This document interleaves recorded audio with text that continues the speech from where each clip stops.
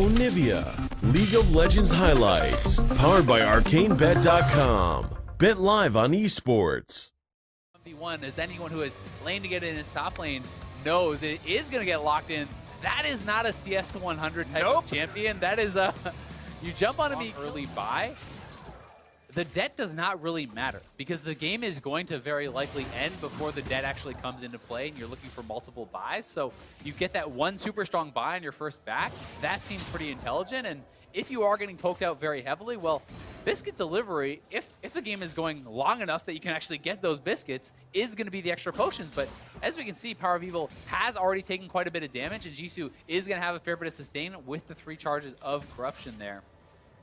I also like some of the choices here for Jisu. I think Mirror Shell, taking the MR there, as well as Second Wind, is going to help him quite a bit. And Nullifying Orb, that's essentially your mini Hex Drinker in this 1v1. That's a lot of added kind of defense against these magic damage abilities that Power of Evil is going to be looking to spam out. Yeah, and if you're expecting some sort of all-in at one point along the 1v1, you're going to want that extra bit of shielding and effective health to get you through. Right now, though, PoE up a decent amount of CS. Jisu kind of forced to play back. Couldn't quite get the spear harass going. And I do feel like if you lose control of the creep wave, then it becomes very hard for Jisu to look for these trades because Power of Evil can just use all of these range minions and the cannon creep to his advantage. And if you're getting pushed back and you're forced into a situation where the Qs are just being used, like these spears are just being used to CS, I think it starts to look very, very dire for the Pantheon because you now cannot actually push forward. You've lost control of the creep wave. You are using your harass tool to CS, but you're going to be able to CS much more poorly than your opponent. And already, I mean, look at the turret damage. Yeah. Just because of the push that Power of Evil has gotten. And yeah, that was a double cannon wave that did a fair chunk of damage. Yeah. With a bit of help from Power of Evil to the turret. Finally evening up the experience as well for Jisu. Was stuck on stranded at level 2 for a while. Isn't going to make it much easier. And you know it's got to be an all-in, right? It has to be a kill that Jisu is looking for.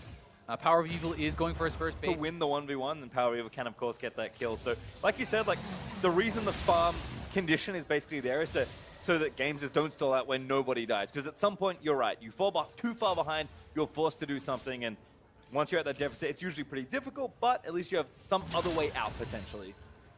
And I mean, Jisu is waiting a long time to actually base. I'm wondering now if he literally is just waiting for 6 as his only way to all in.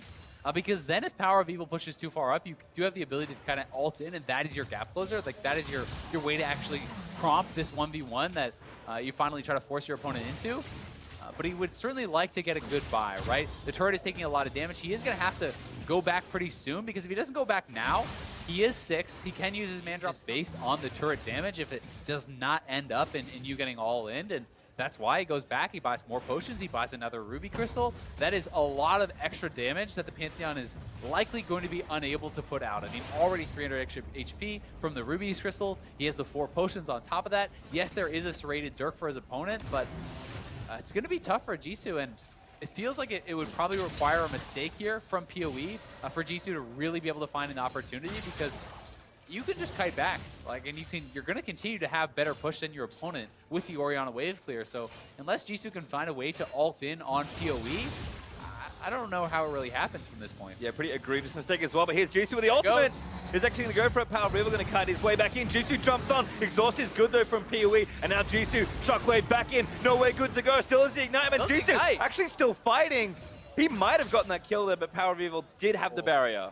And now he can push in. He can threaten the dive. He has to try to threaten the dive here. If he can get in, he's going. No, that's too far. Oh, it's a loss! Oh, he got it! Oh my God, Jisu! You're kidding me! Jisu comes up with the miracle kill there. Power of Evil could have just gone back to base. All the summoners were used. The ultimate was down from Jisu, and you have to think if PoE just based, he would have been able to come back and knock down that turret for sure, but he had the barrier in his back pocket. He had the confidence.